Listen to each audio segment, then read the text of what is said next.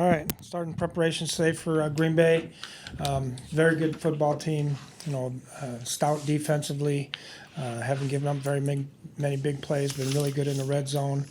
Offensively, obviously they got some terrific weapons with Devontae Adams, and obviously Rodgers is one of the best of all time. So I anticipate him getting Bakhtiari back, and we're excited to go play.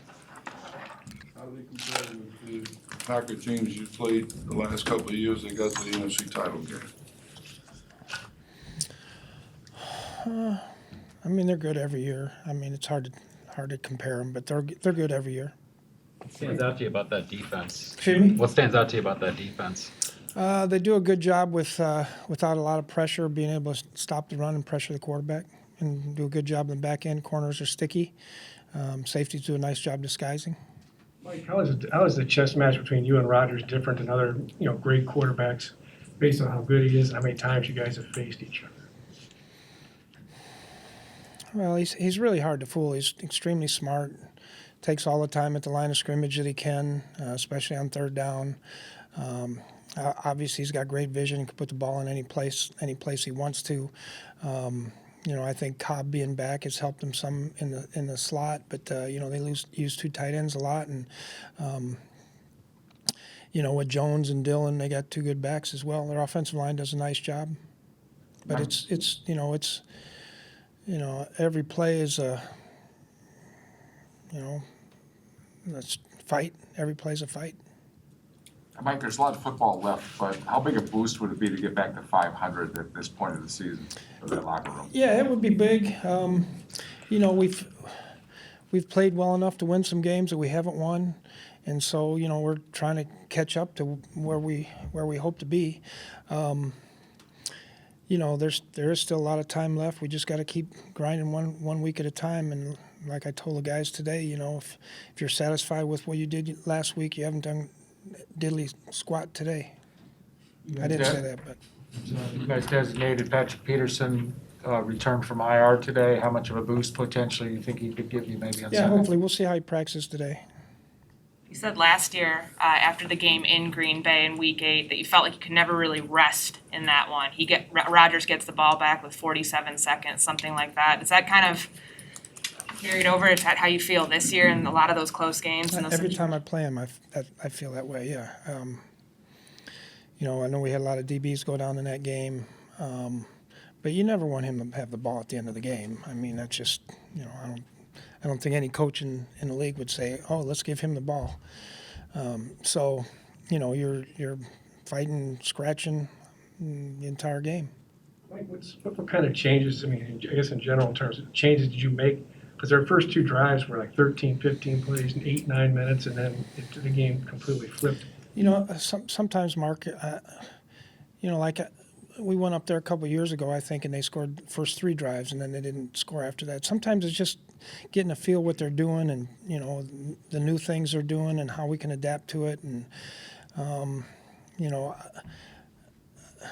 and guys making plays. That's a lot of it. Guys got to make plays too. You try to put them in the best position you can, and then it's up to them. But I think mostly it's about kind of getting a feel what they're doing, and then kind of counter what you've been doing. After Boyd went down, did you have another? What was the next person to come in? Well, I know Hand came into the game late in the ball game. The other corner, his dad played for me. Mark Fields Jr. He was in the game. He got hurt. Boyd got hurt. Got carted off. I know that Metellus had to come in. You were like 3 minutes. You had to play 3 minutes. That was fun. What's the word on Harrison Smith? They practiced today. With how well Bynum has played the past 2 weeks, and with Harrison Smith coming back, are you going to be looking for opportunities or packages to get Bynum on the field? We'll just see how it goes. I think he's done a good job, but Harrison's a good player. So, it's nice to have somebody that can go in and spell him. And Mike, with Michael Pierce going on IR, is that a season-ending deal for him now? I don't think so, but I didn't think it'd be 7 weeks or whatever it's been so far. So, I couldn't tell. I don't anticipate it to be that, but who knows? So he didn't have that surgery or anything like that? No, he hasn't had surgery. Like what are the challenges for your defense in facing a bigger back like Dylan would be? Yeah, the toughest thing, he's got good feet and he runs with his shoulders in front of his pads, and when you make contact, he typically falls forward, and so trying to get extra hats on the ball.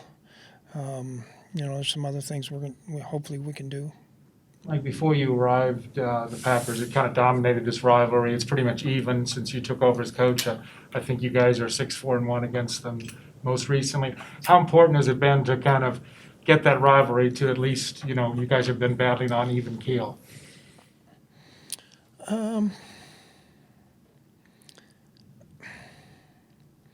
Well, playing Rodgers twice a year is never fun, and he's got good people around him. They're coached well. They're much improved defensively this year. It's I understand the fans, and they're right next door and everything. It's a big rival, but it's also a division game, and they've been the division leaders for many years, and so for us to be able to come in there and hang with them and compete and win a few games, it's been good. Like all the time Rodgers has had with Devontae Adams and Randall Cobb, how does that make it a tougher matchup when those guys have all of those reps and all that time together? Well, I think the biggest thing, number one, Devontae Adams is a great player. He runs great routes. He's got great hands. He's got good speed. He runs after the catch. He runs really good. But they are on the same page all the time, and you can tell, whether he wants them to run a bubble or an out, or they're going to get him. They're getting him a lot of balls, and sometimes it's a 2-yard route and an 8-yard run. So he is a really good player, and I think Cobb has really helped a lot.